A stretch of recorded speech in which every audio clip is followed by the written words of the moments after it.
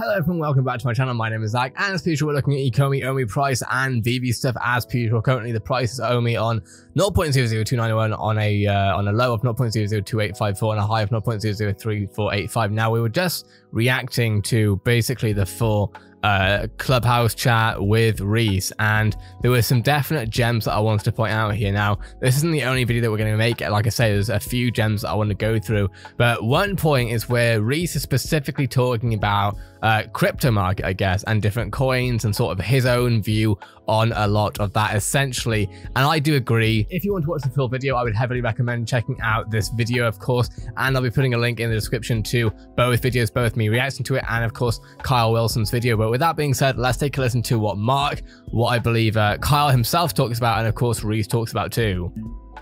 You know, like, we don't have much of a say in those businesses, right? Whether it's BHP here or whatever stock you might have.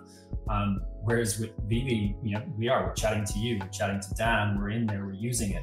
The stickiness, as Trev said, is insane, right? I joked about it the other day. We need VeVe Anonymous group because we're all addicts to it. Cavell's YouTube yesterday about it won't just be, in my opinion, us buying NFTs, which will cause the burn of the tokens. It will be, you know, you'll have gamification. You'll be doing things in the VeVeverse, which will also, you know, potentially burn. So it's not just going to be NFTs. So yeah, I'm invested strongly for those reasons. Correct. And as we stimulate the marketplace, you know, at the moment there's that 2.5% that's getting burnt, right?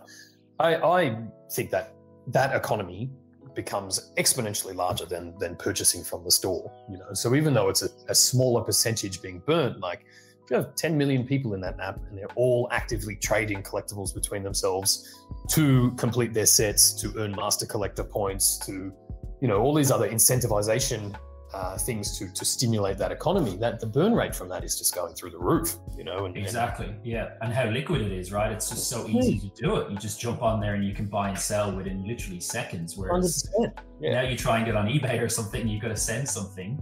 Yeah, it just seems old school, right? So, and you've got to find a collector that is interested enough to buy the thing you were selling, you know. Whereas, yeah, VeVe brings it all in house. You've got a marketplace there. You can literally filter and search through these things and sell something to someone across the world in fractions of a second. You know, that in itself is a technology that will be exponentially adopted, and just a paradigm. You know, that's a new paradigm in collecting as opposed to the physical world of collecting. And then, as you said, we build in more and more utilities for the token, right? I mean, there's going to be staking opportunities to increase your master collector ranking. The VeVeverse will use the token. Like everything we build out from this point will use that in some way. So yeah, it's absolutely not just going to be the sale of NFTs in the store. There's already other mechanisms there that reduce the supply. And currently, of course, they're talking about the product essentially. And we'll continue to build those in too. Obviously, because we're token holders as well, you know, like, I mean, we're creating value for everybody in doing that. You know, it's to everyone's benefit to do that.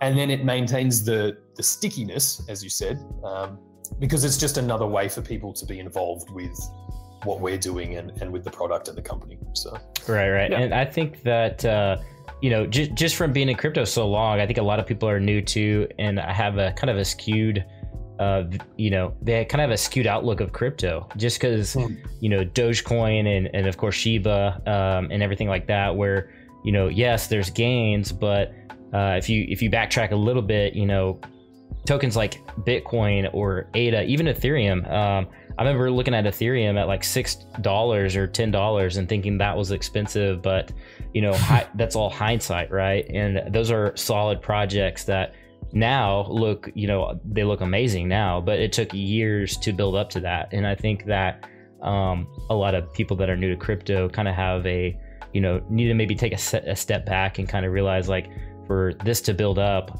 you know, you obviously, like you were saying, you know, with all the, you know, all like the master collectors, staking and things like that, like that's going to build up. And I think people need to, you know, take a step back and realize, you know, and smell the coffee on that a little bit. So that's my little soapbox.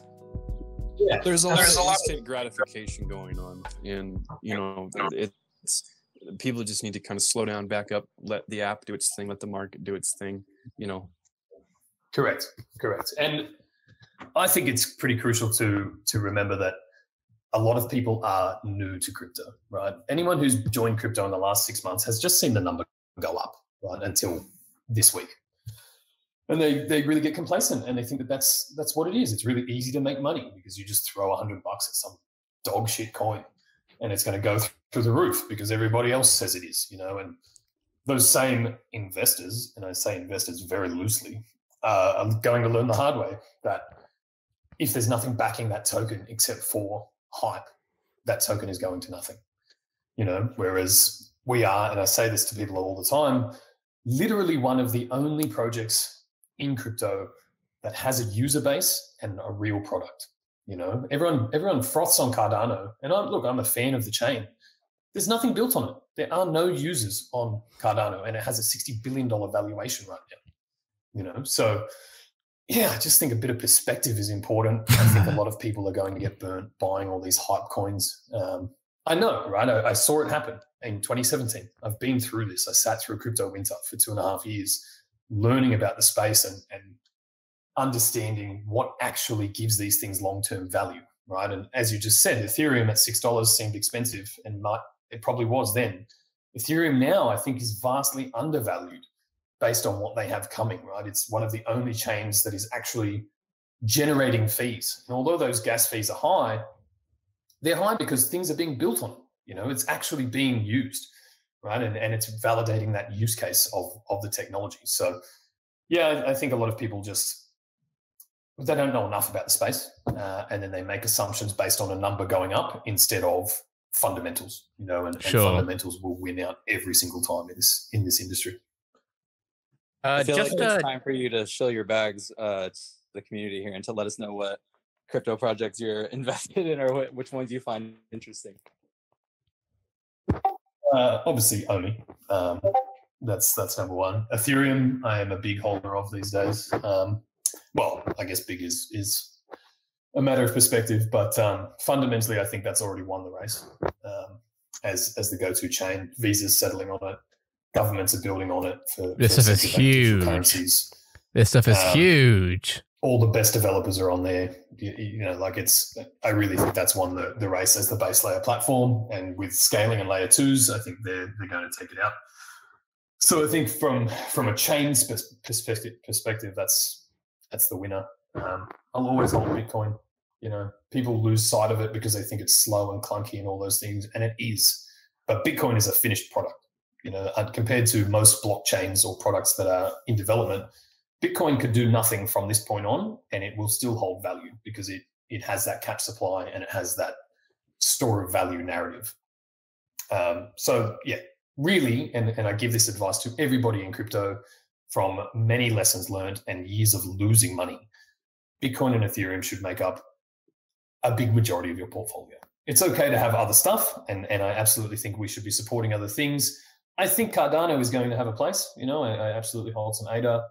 But really in 5-10 years time, like I just don't see a future where there's more than 5, 6, max, maybe 10 blockchains that run all the base layer infrastructure for this industry. Now, as a newbie, this is really interesting to me because I'm still learning and I keep being sent DMs of different cryptos that I should be looking at. And honestly, I try to look at as many as possible that people send, and I truly appreciate everyone who sends over advice. Obviously, I don't advise anyone as far as, you know, financial advice, but I do appreciate people sending me what they found to be interesting. But it is interesting that Reese, who has been looking at this for a while now, you know, is saying that essentially he sees there being 10 maybe main cryptos, and I'm assuming that he believes that Omi will be one of them, along with Bitcoin, Ethereum, maybe Cardano, etc. You know, and then the apps get built on top of them. It's like the Samsung iPhone race. You know, there's the two, there's Android and iOS, right? And then everything gets built on top of those. I think of blockchain the same way for those things. Now, I have a few scaling technology projects. I like Omise Go. I used to hold some Raiden, but you know the state channels thing doesn't seem to be in favor now for scaling. But I like to invest in different sectors for different things. DWeb, like file storage, things like that, Filecoin.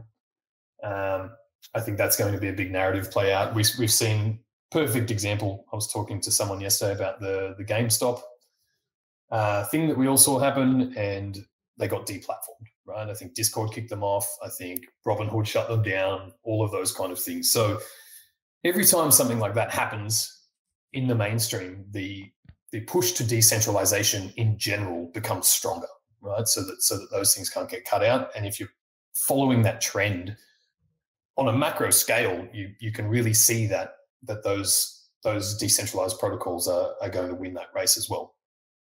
I think the same thing applies to borrowing and lending markets. Anything that opens financial services to the unbanked, you know, because now anyone with a smartphone in their pocket can access financial services. And in the Western world, where we consider smartphones, you know, iPhones and Samsung Galaxies and those things, but I think still to this day, the most sold phone is the Nokia 1000 or something, which is a basic smartphone selling in developing countries. That opens access to financial services. So the ability to borrow and lend based against those holdings are incredible. And the base collaterals in DeFi are Bitcoin and Ethereum. You know, so I really think that people should be looking more strongly at those instead of going for the next moon bag, you know. And yeah, it might take some more patience before that value increases exponentially, but that I think it's a safer play to have value adoption come from fundamentals and from use than from speculation. And I think everyone would agree with that. And that is why I think it's awesome to be able to hear from people like Reese. I mean, Dan's not speaking right now, and neither is David, but it's always interesting to hear from, from those who are at Ecomi about this sort of thing, because as Cavell Anderson quite often says, and honestly, I learned this, I think maybe even with Ty Lopez back maybe 2016 time, roughly around the time actually that I met Vel, is, you know, you're betting, or if you a good idea, and this is maybe advice, but it's not financial advice. I never give financial advice, but just something that I've picked up myself, I should say, not advice, is bet on the jockey, not the horse, right? Bet on who's going to be controlling this. And realistically, Reese seems to have a really good head on his shoulders. It's interesting to hear his own investments. I would love to hear your take on them, because honestly, personally, whilst I understood a lot of what he was saying, some of it I was like, I need to look into that. So I'm definitely going to be trying to understand a lot more of this, but it's always interesting to hear Reese's opinion on this sort of stuff, especially because this isn't just about the VeVe product. You know, he's essentially just spoken out his own personal philosophy with what he sees there. With that being said, though, I am actually about to go into a reaction video, most likely with Cavell Anderson. He just DM'd me whilst I was on here, which is why you might have seen me looking down. But yeah, I'm looking forward to doing that. I hope you all enjoyed this video. If you did like, so much appreciate it. Subscribe if you're new, all that good stuff. Make sure to subscribe to Carl Wilson for posting this. And with that being said, thanks for watching. Have a great day. I'll see you in the next video.